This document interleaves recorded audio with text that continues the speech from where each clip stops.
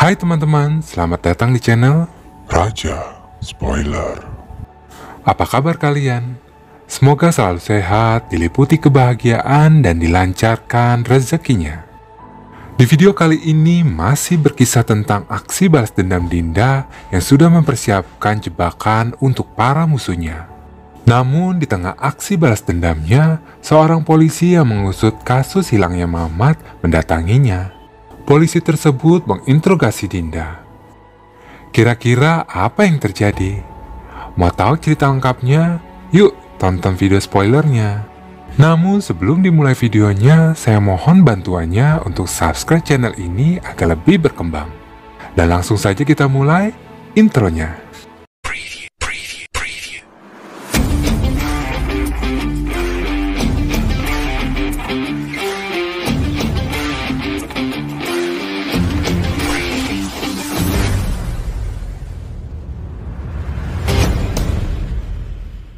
Raja Spoiler.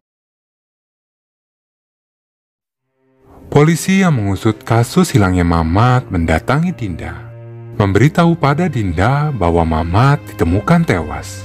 Kedatangan dari polisi tersebut karena terdapat nama Dinda di panggilan nomor telepon terakhir dari handphone milik Mamat. Selain itu, polisi tersebut mengetahui bahwa Mamat sedang menyelidiki kasus kematian dari Suhi. Dan diketahui informasi yang didapat oleh Mamat berasal dari Dinda. Dinda pun bertanya, apakah gara-gara itu ia sekarang menjadi tersangka? Polisi itu menjawab tidak. Dia bertanya pada Dinda sebenarnya apa yang terjadi. Dinda berbalik bertanya pada polisi itu, apakah dia sudah mendatangi Jesslyn? Ingatan Dinda pun kembali pada saat Suhi diketemukan tewas. Seorang polisi menemukan korek api, dan Dinda pun berkata pada polisi itu, ada bukti yang ditemukan di sekitar lokasi kematian dari Suhi, yaitu berupa korek api. Dan seharusnya ada jejak DNA yang diketemukan di korek api tersebut untuk mengetahui siapa pelaku pembunuhan dari Suhi. Dan scene pun berganti saat Jesslyn mendatangi kantor polisi untuk menjemput ibunya. Pada Jesslyn, Nyonya Hong tidak mau diantar kemana-mana. Dia hanya mau diantar ke tempat dukunnya. Di tempat lain, di kantor Sakti, Sakti sedang berkonsultasi dengan tim pengacaranya. Setelah mendengar rekaman percakapan antara Mamat dengan Jesslyn, Sakti memutuskan untuk memindahkan Yesi ke Inggris. Dia pun menyuruh pengacaranya untuk menyiapkan segala keperluan yang dibutuhkan Yesi untuk tinggal di sana. Darmi mendapat telepon dari polisi, mengabarkan bahwa suaminya telah tewas tertabrak mobil di jalan. Darmi pun diminta untuk segera pergi ke rumah sakit untuk mengidentifikasi. Melihat jasad suaminya yang sudah terbujur kaku di rumah sakit, Darmi seakan tak kuat untuk menahan tangisnya. Perasaannya berkecamuk, antara senang atau sedih. Di tempat lain, Jesslyn yang mengantar ibunya ke tempat dukun melihat dukun tersebut sedang melakukan ritual besar.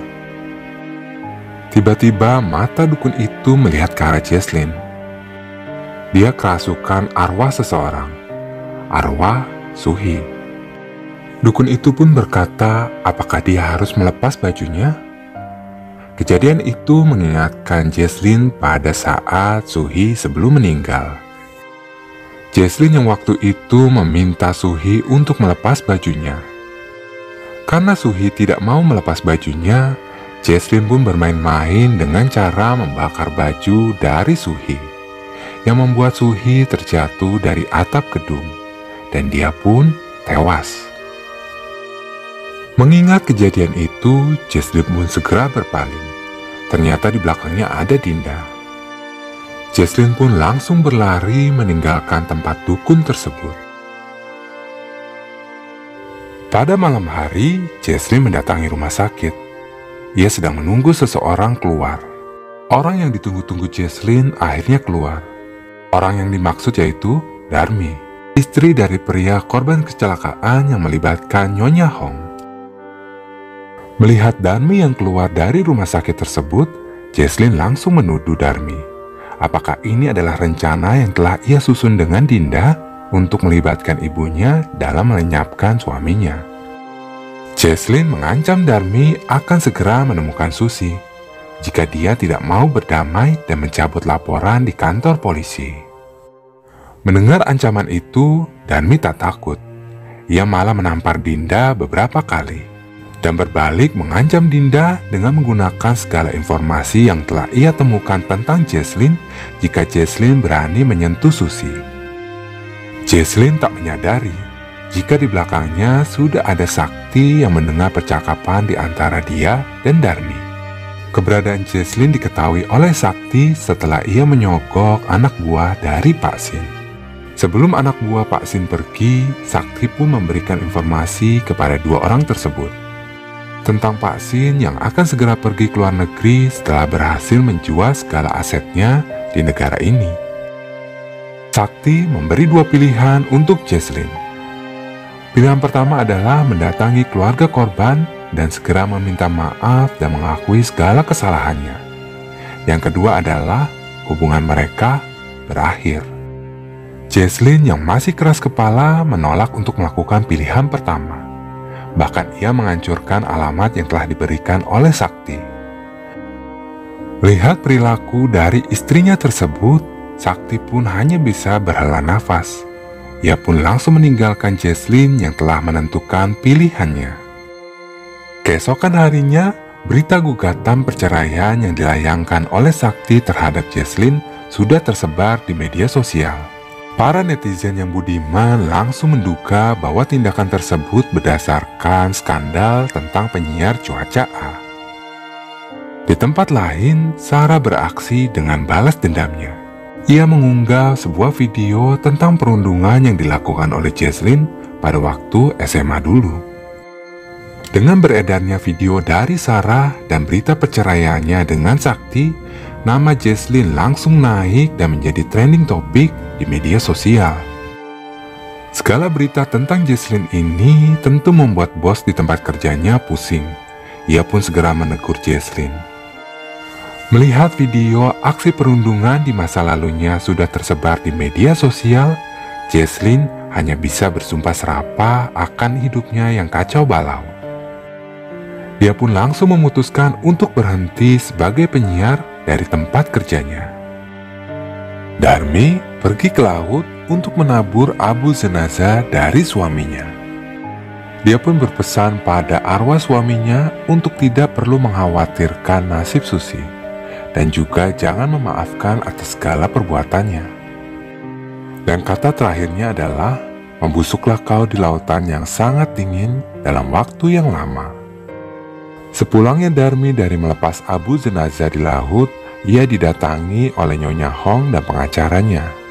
Kedatangan mereka untuk meminta berdamai dan akan memberikan sejumlah uang sebagai kompensasinya. Sambil tersenyum kecil, Darmi pun menolak tawaran tersebut, dan ia segera masuk ke dalam rumahnya. Nyonya Hong yang mendengar jawaban Darmi dan melihat senyum kecil itu tentu sangat marah. Dia pun menyuruh pengacaranya untuk segera mengurus masalah ini, walau kompensasi uangnya harus dilipat gandakan. Nyonya Hong pulang ke rumahnya. Tiba di rumahnya, ternyata sudah ada Dinda yang sedang menunggunya. Dinda memperkenalkan dirinya.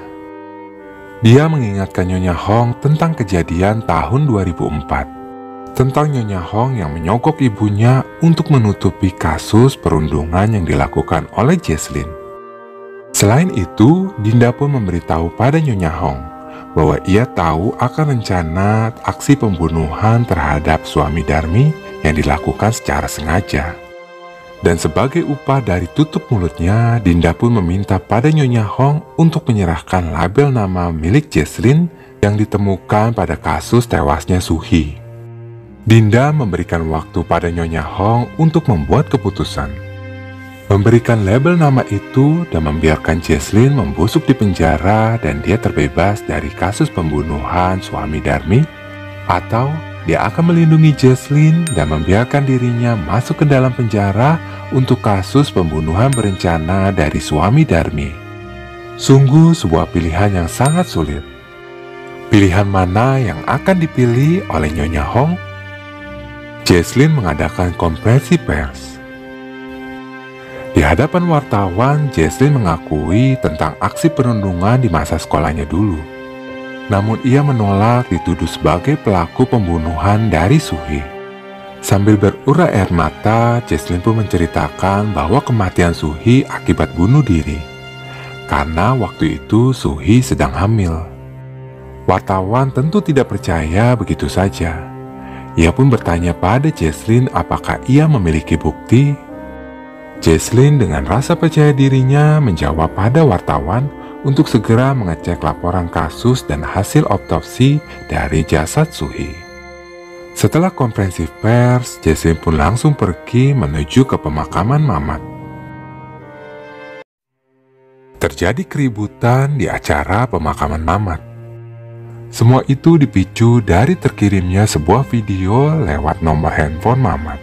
Video yang berisi tentang kegiatan enak-enak yang dilakukan oleh Sarah dengan Mamat. Sarah tentu menyangkalnya, namun Yuni terus memanas-manasinya. Sarah pun menduga bahwa orang yang melakukan pengiriman video ini adalah Jesslyn. Namun, sebenarnya dilakukan oleh Yuni. Melihat Jesslyn yang baru tiba, Sarah pun langsung menjambaknya. Jesslyn yang tak tahu menahu tentu menyangkalnya. Melihat temannya berkelahi, Yuni pun ingin segera pergi meninggalkan tempat tersebut. Namun terhalang oleh Sarah yang akhirnya mengetahui siapa pelakunya. Ia pun segera mencegah kepergian dari Yuni. Pada Sarah, akhirnya Yuni pun mengakui bahwa ia yang mengirim video tersebut. Dan Yuni pun mengancam Sarah akan memutar video tersebut di gereja milik keluarga Sarah. Tanpa babi bu, Sarah pun langsung menancapkan sebuah pensil yang sejak awal ia jadikan tusuk konde ke leher Yuni. Darah pun banyak keluar dari tubuh Yuni. Sarah langsung diamankan oleh polisi yang sejak awal mengikuti kemanapun Jesslyn pergi. Keesokan harinya, mendengar kabar berita tentang kematian Suhi meninggal karena hamil, Yuda mendatangi klinik Jiel. Mengetahui Jiel adalah anak dari pemilik rumah sakit di mana jasad Suhi tersimpan, Yuda pun bertanya, apakah nanti Jiel akan mengotopsi jasad Suhi dan apakah nanti isi perutnya akan keluar juga? Jiel menyadari isi perut yang dimaksud oleh Yuda adalah anak yang sedang dikandung Suhi, menjawab bahwa jika Yuda ingin melihat jasad dari Suhi, ia harus datang bersama keluarga dari Suhi. Setelah kepergian Yuda, Jiel pun langsung menghubungi Dinda, memberitahu kabar bahwa orang yang menghamili Suhi bukanlah Mamat, melainkan Yuda. Mendengar kabar itu, Dinda masih sulit untuk mempercayainya. Karena selama ini yang bertugas untuk melecehkan para korban adalah Mamat. Di tempat lain, Jesslyn sudah mendatangi kantor Yuda.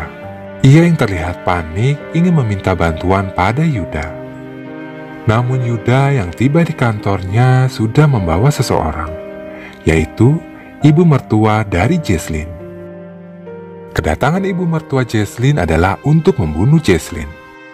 Karena ia sudah diberitahu oleh Yuda bahwa Sakti bukanlah ayah biologis dari Yesi. Kemarahan dari ibunda Sakti semakin memuncak. Setelah Yuda mengatakan bahwa ayah biologis dari Yesi adalah dirinya, ibunda Sakti pun segera memecahkan segala barang yang ada di kantor tersebut dengan stik golf. Di tempat lain, Dinda mendatangi rumah sakit untuk membayar biaya segala tagihan atas penyimpanan jasad Suhi. Namun, ia diberitahu bahwa segala tagihan sudah dilunasi oleh Sakti. Di momen ini, akhirnya Ibunda Jia bisa mengetahui siapa wanita yang sedang dicintai oleh anaknya. Sakti sudah membereskan segala barangnya untuk bersiap pergi membawa Yesi ke luar negeri. Tindakan dari Sakti ini membuat Jesslyn termenung atas segala pilihan yang telah ia buat. Saat sedang termenung di kantor Sakti, Jesslyn mendapat SMS dari Dinda.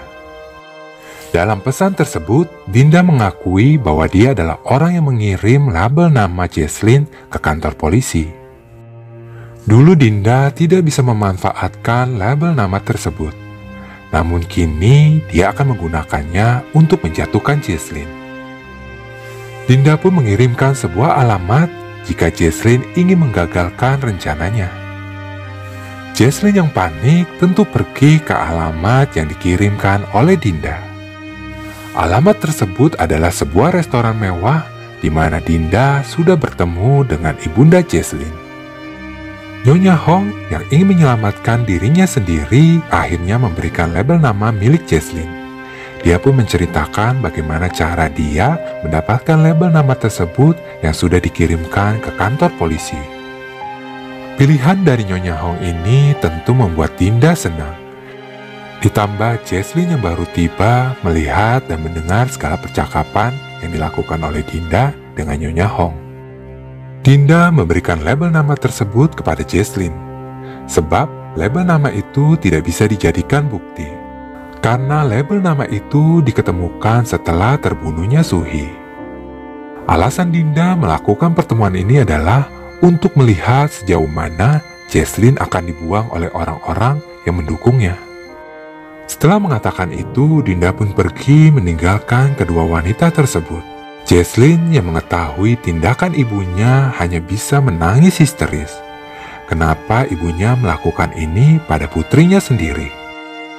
Keesokan harinya, Yuda mendatangi Yuni di rumah sakit.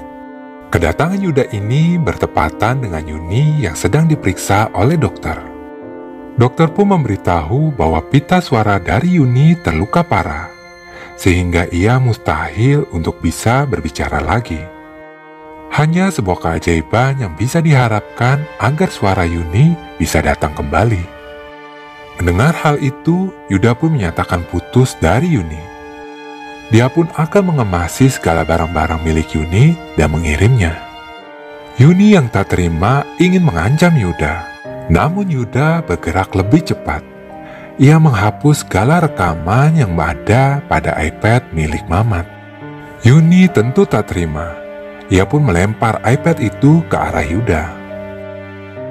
Setelah kepergian Yuda, Dinda masuk ke dalam ruangan Yuni. Kedatangan Dinda untuk melihat keadaan Yuni. Orang yang selama ini selalu menertawakan kemalangan seseorang, kini harus terdiam setelah kemalangan itu menimpanya. Yuni pun kesal mendengar ocehan dari Dinda. Ia pun melempar segala barang ke arah Dinda. Dalam situasi ini, Dinda pun menawarkan bantuan kepada Yuni. Sebuah bantuan untuk membalas dendam pada Yuda. Dinda yang mengetahui dari Jiel bahwa Yuda mengidap penyakit glukoma. Maka Yuda harus memakai obat tetes mata untuk menormalkan matanya. Dan disinilah Dinda memberikan sebuah suntikan dan sebuah zat yang dapat merusak mata dari Yuda. Yuni yang sudah kerasukan dengan amarah balas dendamnya ikut dalam permainan Dinda. Tanpa berpikir panjang, Yuni pun memutuskan untuk pergi ke apartemen milik Yuda.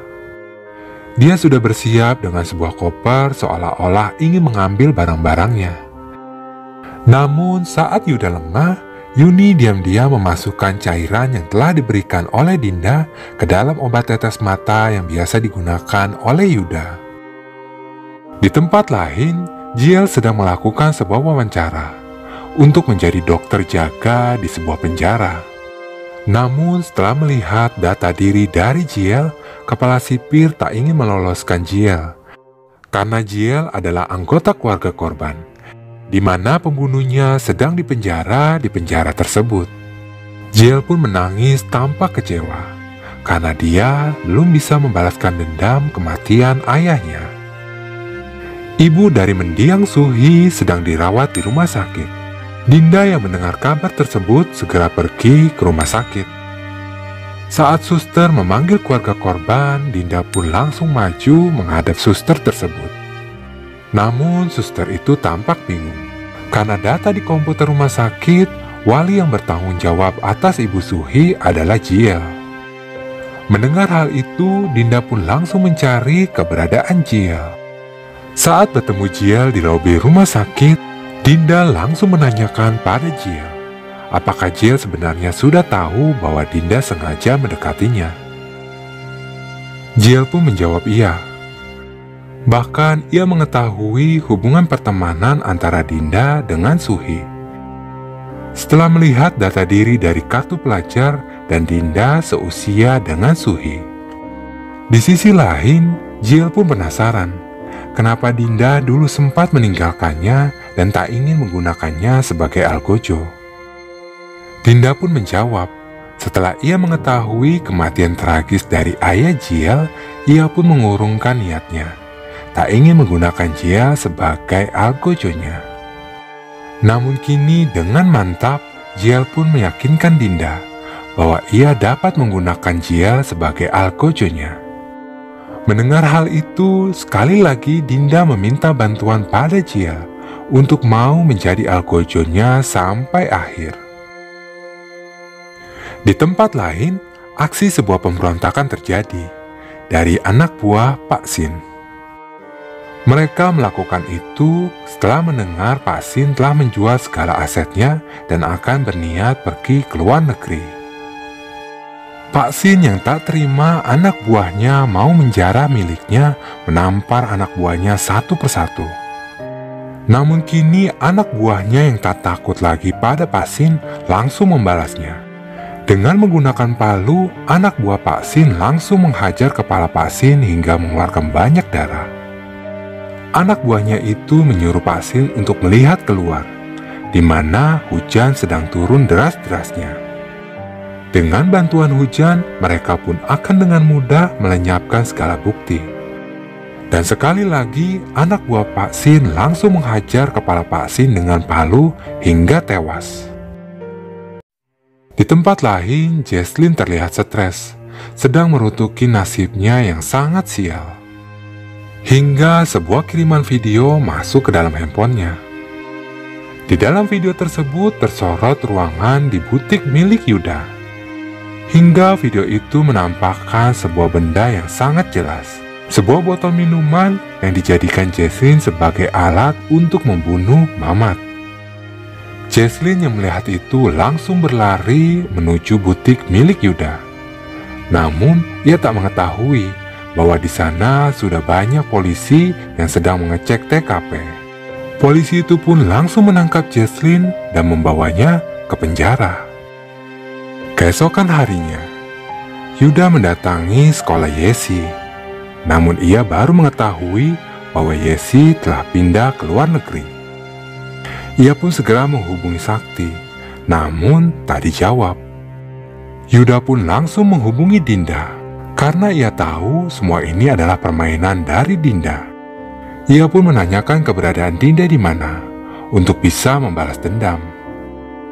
Dinda yang tak takut menyebutkan sebuah alamat. Hingga malam hari tiba, tempat tersebut tak bisa ditemukan oleh Yuda. Karena terlalu lama mengemudi, mata Yuda pun menjadi kering. Ia meneteskan obat matanya. Tanpa ia ketahui bahwa obat itu isinya telah diganti oleh Yuni. Setelah diteteskan obat itu ke dalam matanya, mata Yuda langsung tak bisa melihat. Dan sebuah mobil besar langsung menghantam mobil Yuda. Apakah Yuda mati? Polisi memanggil Dinda untuk menanyakan apakah ia mengenal Nyonya Hong. Hal itu lantaran setelah diperiksa dari ponsel Nyonya Hong, ia mendapatkan pesan pemerasan yang dilakukan oleh suami Darmi. Usut diusut, ternyata polisi itu mengetahui bahwa sumber informasi sesungguhnya berasal dari Dinda. Namun Dinda tak dapat dihukum hanya karena memberikan informasi kepada Darmi atau suaminya. Dari polisi tersebut, Dinda pun akhirnya mengetahui Nyonya Hong ditangkap akibat kasus pembunuhan. Polisi itu pun menanyakan kembali, apakah ini akhir dari permainan yang selama ini telah diatur oleh Dinda? Sebuah misi terakhir yang harus dilakukan Darmi untuk Dinda. Ia akan memberikan segala barang-barang kepada orang-orang yang telah membantunya. Kepada Sari, Dinda memberikan sebuah mobil mewah agar Sari dapat pergi ke tempat-tempat yang bagus. Dan kepada gurunya, Dinda memberikan sebuah tas yang berisi uang yang banyak agar dapat membantu korban-korban bully. Kedua wanita yang diberikan hadiah oleh Dinda pun menanyakan kemana Dinda akan pergi. Dinda mengajak pergi Jiel ke suatu tempat, sebuah tempat yang indah yang ingin dikunjungi. Segala adegan romantis dikabulkan oleh Dinda untuk menyenangkan hati Jiel. Namun setelah melihat wajah Jiel yang tampak senang, Dinda pun pergi meninggalkan pria tersebut seorang diri. Dinda pergi ke penjara di mana tempat Jesslyn ditahan untuk memastikan kehidupan Jesslyn seperti di neraka, tanpa Jesslyn ketahui alasan sebenarnya kenapa ia dipenjara. Adegan flashback pun terjadi saat terjadi pertengkaran antara Jesslyn dengan Mamat. Ternyata saat Jesslyn memukul kepala Mamat dengan botol, Mamat tidak mati, hanya pingsan. Gita yang saat itu tinggal di dalam butik tersebut mendengar keributan yang terjadi di luar. Ia pun memastikan apa yang terjadi lewat CCTV. Mamat yang sadar memanggil nama Gita. Gita pun keluar dari ruangannya. Mamat saat itu meminta tolong pada Gita untuk diambilkan handphonenya. Namun Gita yang ketakutan hanya bisa berdiam diri, hingga Mamat pun menarik kaki Gita. Dan dengan refleksnya, Gita langsung memukul kepala Mamat dengan botol yang sama digunakan oleh Jesslyn. Mamat pun tewas seketika di tangan Gita. Gita pun langsung pergi dan mengamankan botol tersebut. Kepada Dinda, Gita meminta tolong untuk diselamatkan hidupnya. Ia pun menceritakan kejadian yang sesungguhnya. Dan setelah itu, Dinda pergi dengan membawa botol tersebut. Sebuah rekayasa telah disusun oleh Dinda dengan bantuan Jiel, memastikan Jesslyn sebagai pembunuh dari Mamat. Menggunakan bagian kulit yang telah diambil oleh Jiel saat Jesslyn melakukan perawatan, kulit tersebut disisipkan oleh Jiel di mayat Mamat. Dan kini Dinda telah terpuaskan, karena dendam selama 18 tahun telah terbalaskan. Melihat Jesslyn hidupnya sengsara di penjara tanpa ia tahu alasannya. Dengan berakhirnya balas dendam ini, Dinda pun memutuskan untuk mengakhiri hidupnya. Namun, langkahnya terhenti saat dihentikan oleh Ibunda Jiel. Ibunda Jiel meminta tolong pada Dinda untuk mengeluarkan putranya dari kehidupan seperti di neraka, dengan cara membantu Jiel membalaskan dendamnya atas kematian ayahnya. Mengabulkan permohonan dari Ibunda Jiel, Dinda pun langsung menyusun rencana. Pertama-tama, ia mendekati seorang wanita yang sangat berpengaruh, agar wanita tersebut dapat menggunakan kekuasaannya untuk membuat sebuah keributan di penjara di mana tempat Kang berada. Dan dengan keributan itu, Kang pun akhirnya dipindahkan ke sebuah penjara untuk kelas berat, di mana Jiel sudah diterima sebagai dokter penjaga di dalam penjara tersebut. Dan aksi pembalasan dendam dari Jiel terhadap pembunuh ayahnya akan segera dilakukan, tentu dengan menggunakan Dinda sebagai algojonya. Scene pun berganti dengan memperlihatkan kehidupan Jesslyn di penjara, yang penuh dengan perundungan dari tahanan senior. Jika kalian bertanya bagaimana nasib Yuda, Yuda masih hidup. Ia dibawa pergi oleh seorang pria ke sebuah gedung kosong yang baru dibangun. Dan dari gedung yang tinggi itu, Yuda pun dijatuhkan, jatuh ke dalam coran semen yang masih basah. Dan Yuda pun berakhir sebagai tumbal proyek. Dan inilah akhir dari kisah pembalasan dendam Dinda terhadap mereka yang membulinya. Dan saya masih berharap semoga nanti ada season keduanya tentang aksi pembalasan Jiel terhadap pembunuh ayahnya. Terima kasih untuk teman-teman yang setia menonton, yang sudah subscribe, like, dan komen. Sampai jumpa di video spoiler berikutnya. Bye!